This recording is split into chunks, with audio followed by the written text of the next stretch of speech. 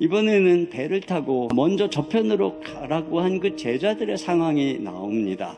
24절입니다. 시작. 배가 이미 육지에서 술이나 떠나서 바람이 거스름으로 물결로 말미암아 고난을 당하더라. 육지에서 이미 수리를 떠났으니까 바다 한가운데 있는 거겠죠. 역풍이 불고 있어서 전진을 못하고 고난을 당하고 있는 바로 그 장면이 나오고 있어요. 이 역풍은 첫째로는 사명의 길을 거스리고 있어요. 이 역풍의 바람은 제자들더러 주님이 저편으로 가라고 한 그 길을 거스르고 있어요. 대신에 주님이 떠나라고 한 바로 그 오병이어의 언덕을 향해서 불고 있어요. 근데 여러분, 이건 또 한편에서는 그들의 마음의 은혜를 거스리고 있습니다. 6시간 이상 노를 저었는데 겨우 이 정도밖에 못 갔다는 거예요. 이걸 생각해보면 이들이 과연 노를 열심히 저었을까? 혹시 이 역풍의 바람이 그들의 마음도 거스려 불고 있는 것은 아닐까? 제자들의 마음에는 바로 오병이어의 그 놀라운 명예, 세상의 영광을 위해서 바람이 불고 있는 것은 아닐까? 그러다 보니 주님이 가라고 한 저편도 아니고 그들이 떠나온 이 편도 아닌 어정쩡한 회색지대에 머물고 있는 것입니다. 그러면 우리는 어떻게 이 회색지대를 벗어날 수 있을까요? 자꾸 눈에 세상의 것만 보이고 열심히 사라질 때, 마음이 미지근해질 때 어떻게 해야 될까요?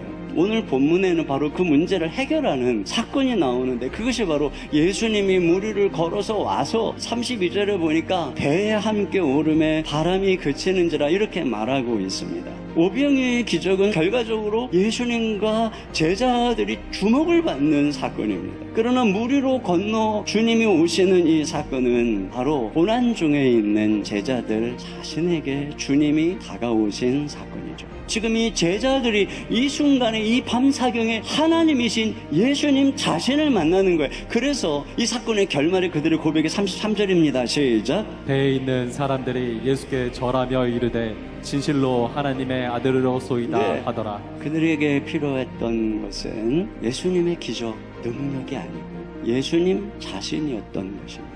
사람들이 다 예수님을 버리고 떠납니다. 근데 제자들이 안 떠나요. 왜 안 떠날까요? 바로 그날 밤에 이 밤사경의 체험 때문이죠. 환란의 풍랑의 바다 위를 넘어 나에게 찾아오신 예수님, 모든 풍랑을 잔잔케 해주신 예수님, 하나님이신 예수님을 나의 하나님으로 만난 채, 이게 그들을 지켜준 거예요. 여러분, 많은 사람 앞에서 한낮에 사람들이 보는 앞에서의 사역이 우리의 삶의 전부라면 우리는 마음의 허영을 이 바람에 끌 수 없어요. 보이지 않는 밤사경의 체험, 거기서 나의 하나님, 나의 구원자, 나의 생명의 떡이신 그 분을 만나는 체험, 이게 있을 때 비로소 우리는 허영의 바람에 흔들리지 않는 것입니다. 예수님이 내 마음에 오실 때 모든 세상의 허영의 바람이 잔잔해지는 것입니다. 그런 면에서 마지막으로 주목할 것은 풍랑 위를 걷는 믿음입니다. 우리는 어떻게 이 풍랑 위는 바다 위를 걸어갈 믿음을 가질 수 있을까요? 예수님은 밤새 산에 가서 기도하셨다. 그 성령의 능력을 의지하셨다는 것입니다.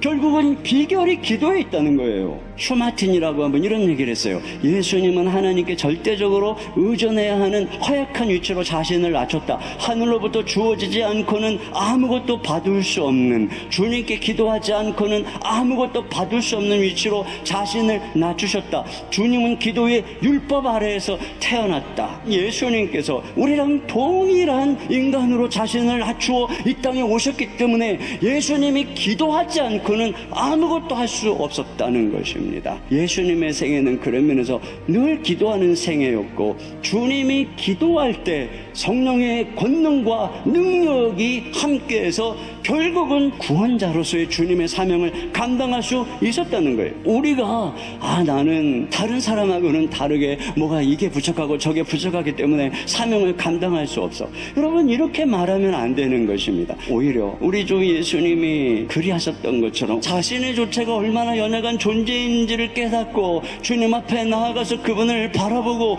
그분께 기도할 때 비로소 우리 우리의 약함 속에 하나님의 강함이 함께하는 거죠. 우리는 바로 그것으로 사역하는 거예요. 그러니까 차이는 하나밖에 없어요. 기도인 것입니다. 여러분, 예수님께서 이렇게 기도하러 가시는 것에 대해서 요한복음 15절에 다시 혼자 산으로 떠나가시니라. 이 떠나가시니라고 하는 이 단어가 또 다른 어떤 의미를 갖고 있냐면 리턴이라고 하는 리턴.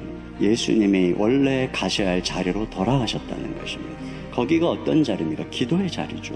여러분, 우리가 돌아가야 될 자리가 어디일까요? 우리 하나님 아버지를 만나는 곳, 그분과 교제하는 곳, 우리의 생명이고 우리의 기쁨이고 사랑이신 예수님을 만나는 곳, 그분으로부터 온갖 힘과 능력을 공급받는 곳, 그게 어디예요? 기도의 자리예요. 매일매일 우리가 거기서부터 세상으로 나가야 되고 다시 거기로 돌아가야 돼요. 그렇게 새벽에 일어나서 아침에 하나님 아버지를 부르고 그분의 음성을 듣고 그분의 얼굴을 바라보고 나가면 낮에 이런저런 풍랑, 이런저런 근심거리가 있어도 우리는 새벽에 내가 바라보았던 그 주님의 얼굴을 잊어버리지 않아요. 그리고 우리는 계속 풍랑이를 걸어갈 수 있어요. 그리고 다시 돌아가는 거예요. 거기서 우리 인생의 무게중심이 잡히는 거죠. 역풍의 바람에 흔들리지 않는 거예요. 그 주님만 바라보면서 걸어갈 때 우리는 새 속의 풍랑을 이길 수 있어요. 역풍의 환란을 이길 수 있어요. 그리고 풍랑 위로 걸어서 다른 연약한 자의 손을 잡아줄 수 있어요.